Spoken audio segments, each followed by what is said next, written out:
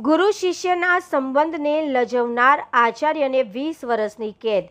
શિક્ષણ જગતને કલંકિત કરતી ઘટનામાં મહીસાગર જિલ્લા અદાલતે આપ્યો ઐતિહાસિક ચુકાદો। વિદ્યાર્થીની પર દુષ્કર્મ ગુજારનાર તત્કાલીન આચાર્યને કોર્ટે કડક સજા ફટકારી છે।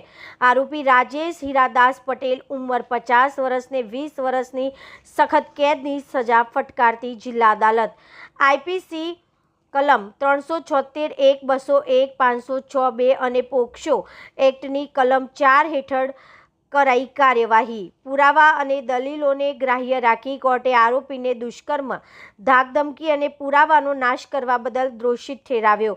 પવિત્ર ગણાતા ગુરુ શિષ્યના સંબંધોને લજવી નાખનાર આ શખ્સને જેલના સળિયા પાછળ ધકેલી કોર્ટે સમાજમાં કડક સંદેશો આપ્યો।